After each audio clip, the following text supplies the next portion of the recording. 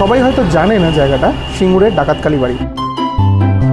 এর পেছনের কি হিস্ট্রি সেটা আমি বলবো না। আগেকার ডাকাতরাও অনেক মোরালিটি নিয়ে ডাকাতি করতো, মানে ডাকাতি করতে যাওয়ার আগে কালী মন্দিরে পুজো দিয়ে ডাকাতি করতে যেত। সেই মন্দির এটা। হিস্ট্রি জিওগ্রাফি আমি কিছু বলবো না। আজকের দিনটা সেইভাবেই বাবা মা ফুল ফ্যামিলি যাচ্ছি। বাবার ইচ্ছা ছিল ওখানে পুজো দেবে, সেই দিনটা আজকে শুরু করছি। চলো, এই যাওয়ার পথে ফুলের মালা নিয়ে নেওয়া হচ্ছে।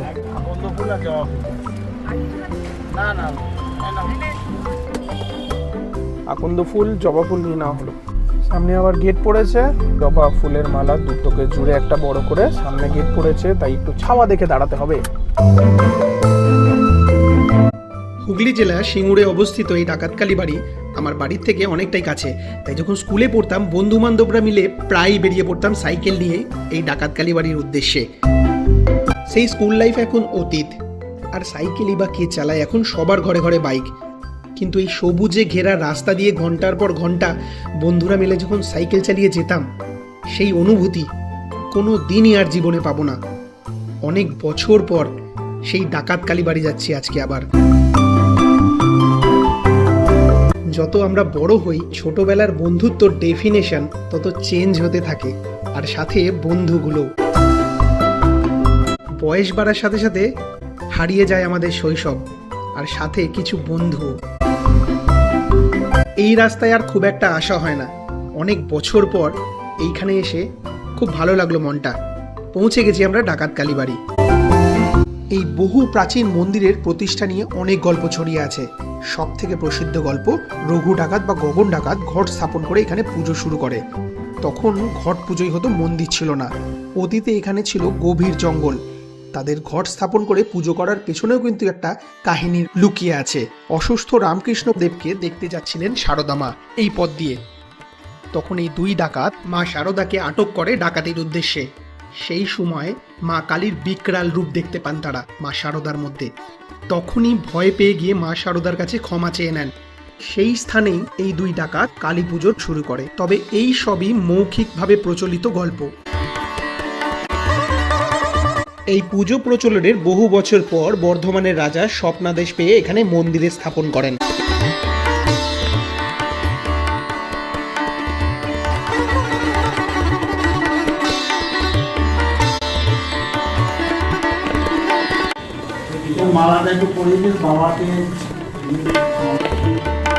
এই মন্দিরে মা কালীর বিকরাল রূপের পূজা হয়। তোমরা যে মায়ের মূর্তি দেখছো তাও আনুমানিক 500 বছরেরও পুরনো।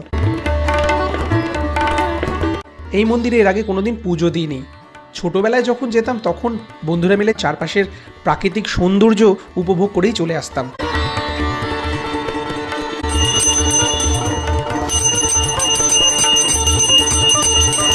বাবা অনেকদিন ধরে বলছিল এই মন্দিরে গিয়ে পুজো দেবে, তাই আজকে চলে গেলাম সপরিবারে। এবার তোমাদের বলে রাখি, যদি এখানে আসতে চাও কিভাবে আসবে, মানে রেলপথ এবং সড়কপথ দুটোই বলবো। নিয়ারেস্ট রেলওয়ে স্টেশন সিঙ্গুর, এখান থেকে মাত্র 2.5 কিলোমিটার। হাওড়া তারকেশ্বর লাইনে পড়ে সিঙ্গুর স্টেশন। হাওড়া ব্যান্ডেল লাইনে শেওড়াফুলি স্টেশনে যদি তোমরা নামো, সেখান থেকেও তারকেশ্বর লোকাল ট্রেন ধরে তোমরা এই সিঙ্গুরে আসতে পারো। আর সড়ক পথে আসতে গেলে এখান থেকে দুর্গাপুর এক্সপ্রেসওয়েও কিন্তু সেই রকমই 2-2.5 কিলোমিটারই দূর।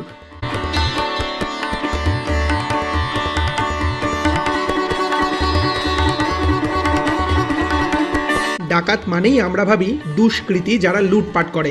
বর্তমান যুগে এর অর্থ একদম সঠিক, কিন্তু ডাকাতির যখন প্রচলন শুরু হয় তখন তার উদ্দেশ্য শুধু লুটপাট করা ছিল না।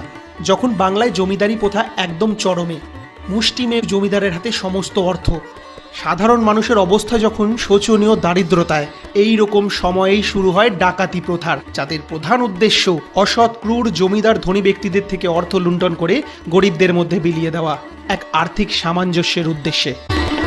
ছোট্ট মাটির ভাঁড়ে জল একটা আকন্দ ফুল দিয়ে 10 টাকার বিনিময়ে এখানে তোমরা পেয়ে যাবে। কালী মন্দিরের ঠিক পাশেই রয়েছে একটি শিব মন্দির, শিবের মাথায় জল ঢালার জন্য।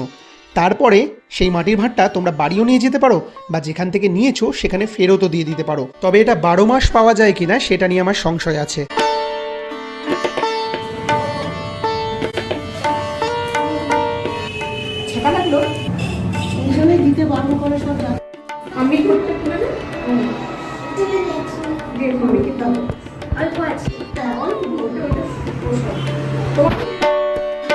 আর কিছু মূর্খ ভক্তের জন্য হয়ে যায় অন্যের বিপত্তি। এইরকম ভাবে ধূপকাঠি দেওয়ার জন্য মায়ের নতুন শাড়িটা পুড়ে গেল।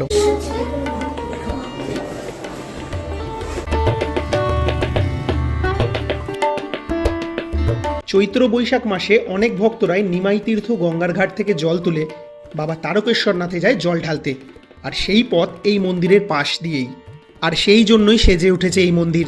এই রকমভাবে আবার সেজে ওঠে শ্রাবণ মাসে, সেই একই কারণ। এই সময়গুলো ছাড়া এবং কালী পুজো ছাড়া এই মন্দিরে আসলে এই মন্দির কিন্তু অনেকটাই নিরিবিলি, আরও ভালো লাগে।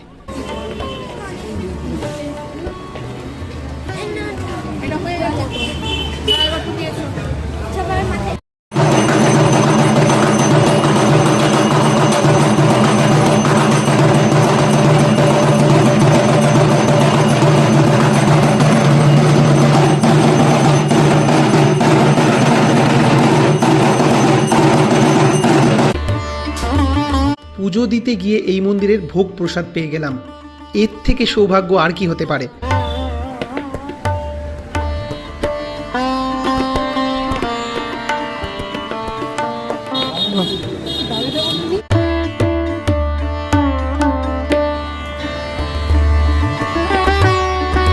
এখানে রোজকার মায়ের জন্য ভোগ অল্প করেই হয়, আর সেই ভোগ প্রসাদ আমরা পেয়ে গেলাম। সত্যিই আমাদের মাই ডেকেছিল, নাহলে প্রথমবার পুজো দিতে গিয়ে মায়ের অন্নভোগ পাওয়াটা মায়ের কৃপা ছাড়া আর কিছুই নয়।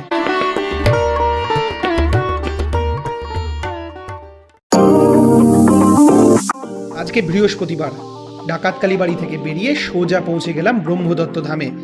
এখানে বৃহস্পতিবার অন্নভোগ খাওয়ায় সবাইকে। 31 ডিসেম্বর 2024 প্রথমবার এখানে গেছিলাম। তখন শুনেছিলাম প্রতি বৃহস্পতিবার এখানে 8-10 হাজার করে লোক খাওয়ানো হয়। আর দেখো আজকে বৃহস্পতিবার সেই অ্যারেঞ্জমেন্টই চলছে, আর সেই জন্যই আজকে বাবা মাকে নিয়ে এখানে আসা।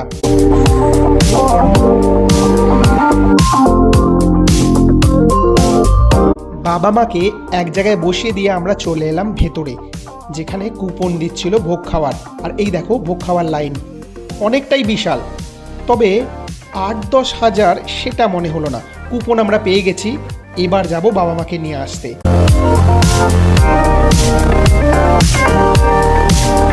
এই বারান্দায় বসিয়ে সবাইকে ভোগ খাওয়ানো হবে। এখন সবে লাইন পড়া শুরু হয়েছে। আমি একটু চিন্তায় আছি যে বাবা মা নিচে বসে খাবে কি করে। এখানে বয়স্ক বা যারা বসতে পারে না তাদের জন্য কিন্তু আলাদা করে কোনো অ্যারেঞ্জমেন্ট নেই। সেসব নয়, পরে ভাবা যাবে। এখন বাবা মাকে নিয়ে মন্দিরটা ঘুরে আসি। ব্রহ্মা বিশ্বের রচয়িতা, তার মন্দির বিশাল, কিন্তু কাজ থমকে দাঁড়িয়ে গেছে। যিনি কর্ণধার তিনিই মারা গেছে কয়েক মাস আগে। আমি যতদূর জানি ব্রহ্মাদেব স্ত্রীর অভিশাপে অভিশপ্ত। এই বিশ্বে কোথাও হবে না কোনো মন্দির, শুধু পুষ্কর ছাড়া। তাহলে ভারতবর্ষের বিভিন্ন জায়গায় ব্রহ্মার মন্দির স্থাপন, এটা কি সঠিক হচ্ছে? আমার মতে নিশ্চয়ই সঠিক হচ্ছে। আমরা সাধারণ মানুষ, আমরা ভগবানের অমতে গিয়ে কোনো কাজ কি করতে সত্যিই পারি? মা আর বাবা দুজনেরই কিন্তু হাঁটতে বেশ অসুবিধা হয়, তবুও এই এত বিশাল মন্দির পুরোটাই ঘুরে দেখেছে। একেই বলে ভগবানের ইচ্ছে। ভগবানের ইচ্ছা ছাড়া একটা পাতাও নড়ে না। প্রথম ব্যাচ কিন্তু খেতে বসে গেছে, আমরা মন্দির ঘুরছি, আর মাথায় আমার ঘুরছে মা বাবাকে কোথায় বসাবো। দুজনেই তো নিচে বসে খেতে পারবে না। দেখা যাক কি হয়, ভগবানের কি ইচ্ছে। বৃহস্পতিবার বলেই হয়তো আজকে এত ভিড়, কারণ আজকেই তো ভোগ খাওয়ানো হয়, অন্যদিন খাওয়ানো হয় না। কারণ আমরা 31 ডিসেম্বর মঙ্গলবারে এসেছিলাম, সেদিন ভিড় ছিলই না।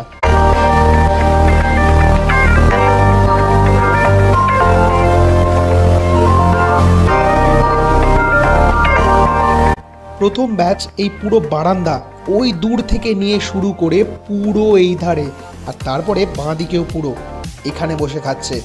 আর সেকেন্ড ব্যাচের লাইন পড়াও শুরু হয়ে গেছে। এখানে মন্দির ঘুরছে, ওরা উপরে বসে আছে। কোথায়?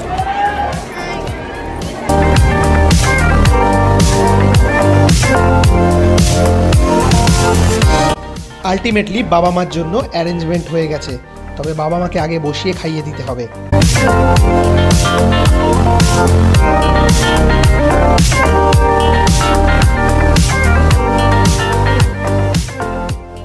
আজকে ব্রহ্মদত্ত মন্দিরে বাবা মার সাথে চলে এসেছিলাম, ভাবছিলাম যে এখানে ভোগ প্রসাদ কীভাবে গ্রহণ করবো, কারণ প্রতি বৃহস্পতিবার এখানে ভোগ দেওয়া হয়, তার জন্য কুপন দেয়, লাইনে দাঁড়িয়ে কুপন নিতে হয়। বাবা মা দুজনেই নিচে বসতে পারে না, অনেক ডাউটে ছিলাম, তো আসবার আগে ভাবলাম কোথাও খেয়ে আসি। কিন্তু যেটা হয়, যেখানে অন্য যেখানে লেখা থাকে, এখানে মন্দির দিয়ে ঢুকেই এই বসার জায়গা আছে সামনে, এখানে বসে আরামসে এখানের প্লেটও দিয়ে দিল যে বয়স্কদের বসে কোনো খেতে হবে না। আদিও বসে গেছে, দেখে খুব ভালো লাগলো। তোমরা যারা ভাবছো ব্রহ্মদত্ত মন্দিরে আসবে কি না আসবে, কিভাবে ভোগ প্রসাদ খাবে, আমার মনে হয় চলে এসো। এমার্জেন্সি খাবারও কিন্তু সাথে রেখো, তার কারণটা একটু পরে জানতে পারবে। এখানে খাওয়ার অ্যারেঞ্জমেন্ট কিন্তু খুবই পরিষ্কার পরিচ্ছন্ন। আর কি খেতে দিল সেটা আর বলছি না, কারণ ভোগ প্রসাদে যেটা দিল সেটাই আমার কাছে অমৃত। খাওয়ার জলের স্কেয়ারসিটি আছে, তাই আমি সবাইকে বলবো যারা এখানে আসতে চাও, খাওয়ার জল পর্যাপ্ত ক্যারি করো।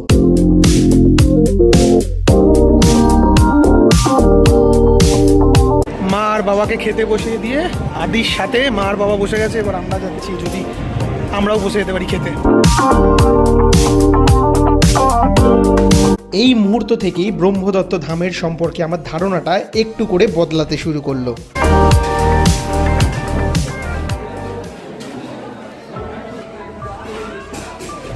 এইখানে ভোগ খাওয়ানো হচ্ছিল, এখন আর এই কজনই বসে আছে, কারণ মাইকে অ্যানাউন্স করে দিয়েছে আর ভোগ হবে না।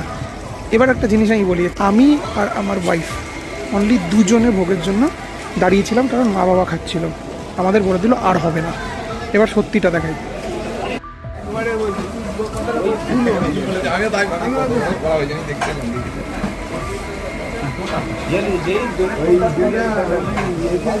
এখনো খাওয়ার নামছে, শুধু আমরা দুজনকে মানা করে দিল খেতে। 2টোর সময় ফার্স্ট ব্যাচ শুরু করেছিল, আর এখন বাজে 3:40। 2টো ব্যাচ খেয়েছে। আমাদের বাবা মাকে বসিয়ে দিয়েছিলাম, খুব সুন্দর সিস্টেম। আমি বলছিলাম আগের ভিডিওটা কন্টিনিউশনে তোমরা দেখবে, কিন্তু আসল সত্যিটা এবার তোমরা দেখলে। খাবার হচ্ছে, দাঁড়িয়েছিলাম আমি, আমার ওয়াইফ আর হয়তো 2-3 জন। এনাদের মধ্যে একজন মাইক নিয়ে এসে পুরো মুখের উপর বলে দিল আজকে প্রসাদ শেষ, আর পাবেন না। 50 জন 100 জন থাকে, মানা করে দেয়, মানা যায়। ভোগ রান্না হচ্ছে তখন 2 জন এসে বলে গেল আধ ঘন্টা দাঁড়িয়ে যান, পেয়ে যাবেন। কিন্তু ইনি একটু মানে সবার লিডার টাইপের, এসে বলে দিলেন আজকে অনেক হয়ে গেছে, তাই আর ভোগ পাওয়া যাবে না। মানে 2-4 জনকেও ক্যাটার করতে পারলো না। তো ব্রহ্মদত্ত মন্দির আমি আগের ভিডিওতেও এসেছিলাম, অনেক কিছু বলেছিলাম, 10,000 লোক খায়, 8,000 লোক খায়, এরকম ব্যাপার শুনেছিলাম। আজকের সত্যিটা কিন্তু পুরোপুরি ডিফারেন্ট। যতক্ষণ আছে দেবে, না হলে ভাগিয়ে দেবে। এই কুপনগুলো দেওয়ার তাহলে কি মানে, যখন কুপনগুলো আমার হাতে আছে, গেমটা অন্য জায়গায়, যেটা হচ্ছে নির্মলা সীতারামন জিয়ের সাথে জড়িত আসল গেমটা কিন্তু সব সেইখানে। অনেক আশা করে এসেছিলাম, 1 জানুয়ারি এসে যা শুনেছিলাম, যা দেখেছিলাম, কিন্তু আজকের দেখো আমি পাইনি বলে আমি বলছি না। মা বাবা পেয়ে গেছে, আদি পেয়ে গেছে, এবং আদি তো সবটা খেতে পারিনি, তার থেকে 1 গাল আমি, 1 গাল আমার ওয়াইফ খেয়ে নিয়েছি। কুপন এখনো পকেটে রয়েছে, খাওয়ার এখনো নাবছে। আমরা দাঁড়িয়ে শুধু 3-4 জন, আমাদের মানা করে দিল। আর এখন গিয়ে তোমাদের ভিডিওটা দেখালাম, খাবার কিন্তু এখনো নামছে, দিতে পারতো, কিন্তু মানা করে দিল, আনএক্সপেক্টেড। তাই ব্রহ্মদত্ত মন্দিরে যেই বলে থাকুক 10,000, 8,000, 5,000 লোক খাওয়ায়, সেটা নয়। এই 1 নৌকো 2 নৌকো বানায়, যতক্ষণ চলে ততক্ষণই, তারপরে আর পাবে না।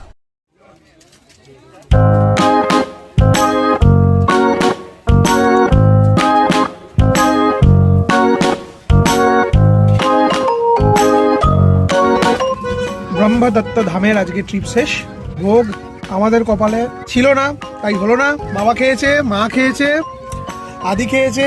এখন বসে বসে আমরা গাড়িতে বেরোবার সময় এখানে একটা বিশাল পার্কিং, যেটা তোমরা আগের আমরা ব্রহ্মদত্ত ধামের ভিডিওটা দেখেছো নিশ্চয়ই, না দেখে থাকলে গিয়ে দেখে নাও। সেখানে বসে বসে আইসক্রিম খাওয়া হচ্ছে, আমার ভ্যানিলা, ওর ভ্যানিলা, বাবার চকলেট, ছেলের চকলেট, সব। এখান থেকে যাবো সোজা বাড়ি।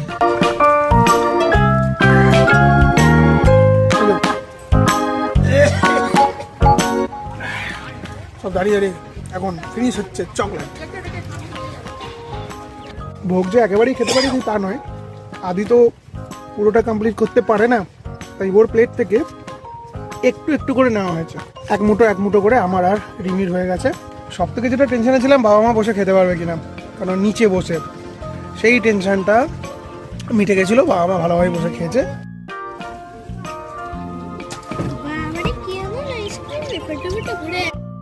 সব খাওয়াতেই এত টাইম লাগালে চলবে? তাড়াতাড়ি খাও, চলো। কোটি কোটি মানুষের ভিড়, পকেটে এখনো কুপন, কিন্তু ভোগ প্রসাদ আর আফসোস রয়ে গেল, এটা আমার আফসোস রয়ে গেল আজকে। এবার আমরা কিন্তু রিটার্নিং এর জন্য রেডি, চলো রিটার্ন করা যাক। এটা কি মিষ্টি, নাম বল। মিষ্টি আর কি মিষ্টি এখন খাবো না, তোরা খা। আমি তো খেয়ে নেবো। খাবো, বাড়ি গিয়ে বাড়ি গিয়ে বৈদ্যবাটির লোকেদের মধ্যে একটা কথা প্রচলিত আছে, এখানে এই রেল গেট ক্রস করতেই জীবনের অর্ধেকটা সময় বৈদ্যবাটির লোকের চলে যায়।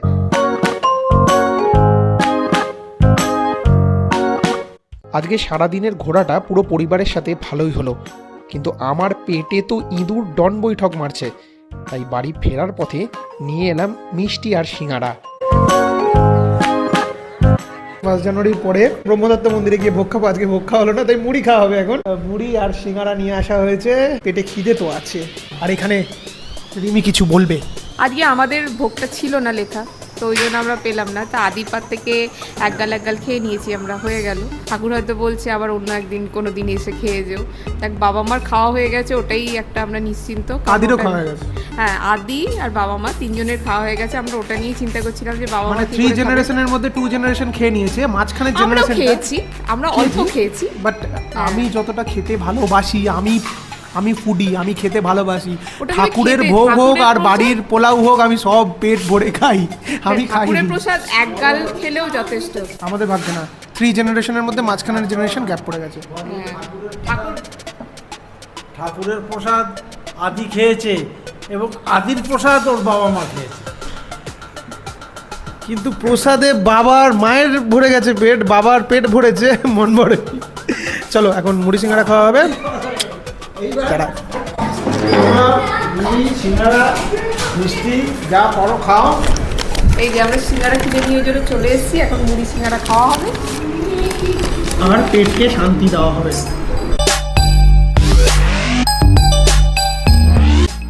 দেখো যেখানে গেছিলাম ওটা পুরো গ্রাম্য পরিবেশ, আর বাবা বলল গ্রাম্য পরিবেশে যদি একটু চপ মুড়ি লঙ্কা ও রাস্তার ধারে বসে এরকম খাওয়া যেত, সেটা তো হলো না। কিন্তু আমরা বাড়িতে এসে সেই সিঙ্গারা মুড়ি বাঙালির সেটাই খাচ্ছি।